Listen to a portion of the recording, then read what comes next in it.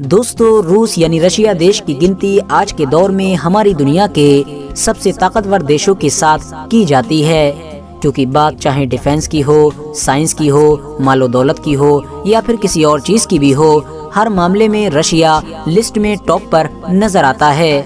بات کریں اگر دھارمک طور پر تو رشیا میں رہنے والے زیادہ تر لوگ عیسائی آرتھوڈاکس کو فالو کرتے ہیں، جبکہ بچے ہوئے باقی لوگوں میں سے کچھ کمیونسٹ ہیں تو کچھ مسلم ہیں، کچھ یہودی ہیں اور کچھ بودھ اور اس جیسے دنیا کے اور بھی دھرموں کو فالو کرتے ہیں، مگر زیادہ تر لوگ عیسائی دھرم کو ہی ماننے والے ہیں۔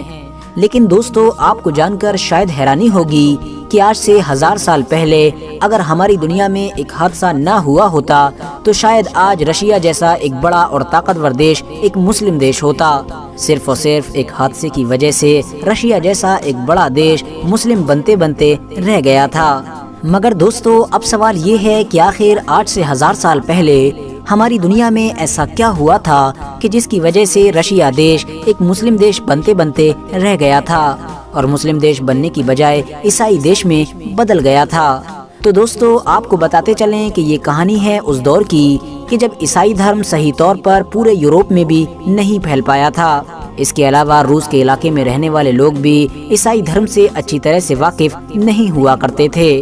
اس دور میں روس کی راجدھانی ماسکو نہیں بلکہ کیو ہوا کرتی تھی، وہی کیو نام کا شہر کہ جس کو آج کے دور میں یوکرین دیش کی راجدھانی کے طور پر بھی جانا جاتا ہے۔ یہ شہر اس دور میں اتنا زیادہ ڈیولپ اور امیر ہو گیا تھا کہ اس کو ہی روس کی پہچان مانا جاتا تھا، اور اسی شہر کی وجہ سے ہی دنیا کے الگ الگ علاقوں میں رہنے والے لوگ روس دیش کو کیوین رس کے نام سے جانا کرتے تھے۔ اس دور میں رشیا اور نارتھ یورپ کے بہت سارے دیشوں میں کیونکہ عیسائی دھرم تو پہنچ نہیں پایا تھا، اسی لیے زیادہ تر لوگ ایک پرانے دھرم کو مانا کرتے تھے، ایک ایسے دھرم کو کہ جس میں بہت سارے الگ الگ طرح کے دیوی دیوتاؤں کی پوجا کی جاتی تھی۔ مگر دوستو، پھر 10ویں صدی میں ڈنمارک کے ایک حکمران کہ جس کا نام ہیرالڈ تھا، اس نے عیسائی دھرم کو اپنا لیا تھا، اور اس کے عیسائی دھرم اپنانے کا مقصد یہ تھا کہ تاکہ اس کے پڑوس میں جتنی بھی عیسائی یورپین کنٹریز ہیں ان کے ساتھ وہ اچھی طرح سے تجارت کر سکے، ساتھ ہی ساتھ پاس ہی میں موجود رومن امپائر جیسی ایک بڑی عیسائی سلطنت کے ساتھ اس کے رشتے بھی اچھے بنے رہیں۔ مگر دوستو، ڈنمارک کے اس حکمران کے عیسائی بن جانے کے بعد اب اس علاقے میں رہنے والے اور بھی لوگوں نے اس دھرم میں انٹرسٹ لینا شروع کر دیا، اور دیکھتے ہی دیکھتے ڈنمارک کے ساتھ ساتھ نارتھ یورپ کے لگ بھگ سارے کے سارے دیش عیسائی بن گئے۔ وہیں دوسری طرف اس دور میں رشیا کی گدی پر ایک ایسا انسان بیٹھا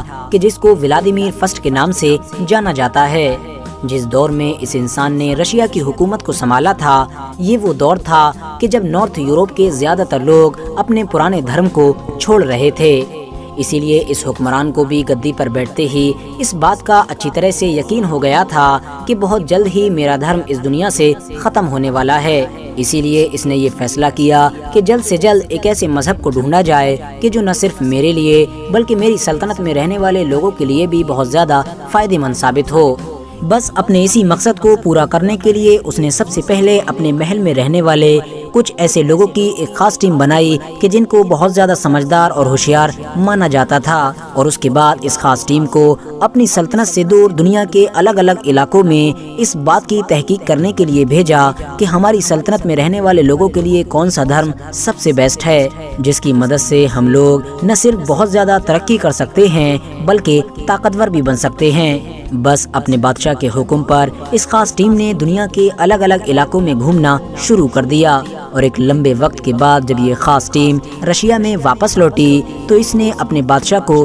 3 دھرموں کے بارے میں بتایا، ایسے 3 دھرم کہ جن کو اس دور میں سب سے زیادہ خاص اور سب سے زیادہ مشہور مانا جاتا تھا۔ انہوں نے سب سے پہلے یہودیوں کے بارے میں بتایا، کہا ویسے تو یہودی تجارت اور سودے بازی میں بہت اچھے ہیں، ساتھ ہی ساتھ ان کا دھرم بھی حد سے زیادہ پرانا ہے، مگر اس وقت ان کا خدا ان سے ناراض چل رہا ہے، جس کی وجہ سے ان لوگوں کے اوپر ہر طرف سے حملے ہو رہے ہیں، یہاں تک کہ ان کے شہر یعنی یروشلم سے بھی ان کو دھتکار دیا گیا ہے۔ اس کے بعد اس ٹیم نے عیسائیوں کے بارے میں بتایا،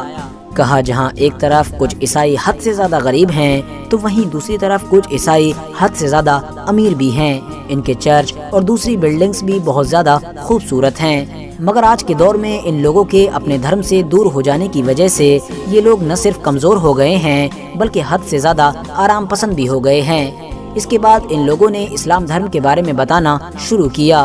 कहा मुसलमान डिफेंस के मामले में हद से ज़्यादा ताकतवर हैं, इनकी फ़ौजों को आज के दौर में हराना एक नामुमकिन सी बात है। मुसलमानों का दिन का ज़्यादातर वक्त इबादत में ही गुजरता है। इसके अलावा ये तिजारत में भी धोखेबाजी नहीं करते हैं। हालांकि ये लोग मौसीकी और रक्स यानी डांस से परहेज करते हैं। दोस्तों, इन जवाबों को सुनकर व्लादिमीर फस्ट नाम का वो बादशाह बहुत ज़्यादा खुश हुआ। उसके बाद उसने ये ऑर्डर दिया कि फौरन ईसाइयों के एक पादरी और मुसलमानों के एक आलिम को मेरे सामने हाजिर किया जाए। लिहाजा उसके हुक्म पर एक काबिल पादरी और एक काबिल आलिम को हाजिर किया गया। व्लादिमीर फस्ट ने सबसे पहले ईसाई पादरी की बातों को सुनना शुरू किया। बहुत देर तक उसकी बातों को सुनने के बाद उसने मुस्लिम आलिम की तरफ देखना शुरू किया।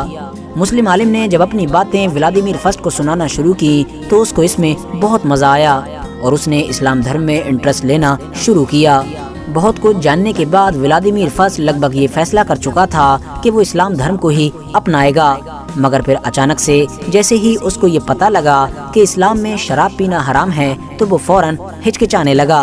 क्योंकि जाहिर है व्लादिमीर फस्ट एक ऐसा इंसान था कि जो शराब का बहुत ज़्यादा शौकीन हुआ करता था। महल में खड़े मुस्लिम आलिम ने कहा कि अगर आप शराब को नहीं छोड़ सकते हैं तो फिर आप मुसलमान भी नहीं बन सकते हैं। ये सुनकर दूसरी तरफ खड़े ईसाई पादरी ने फौरन कहा कि शराब पीना तो हमारे धर्म में भी पूरी तरह से मना है, मगर अगर आप चाहें तो पी भी सकते हैं। ये सुनते ही व्लादिमीर फस्ट खुशी से झूम उठा और उसने फौरन ईसाई धर्म को कबूल कर लिया। उसके साथ ही उसी दौर में ही धीरे धीरे उसकी सल्तनत में रहने वाले लाखों लोगों ने भी ईसाई धर्म को अपना लिया था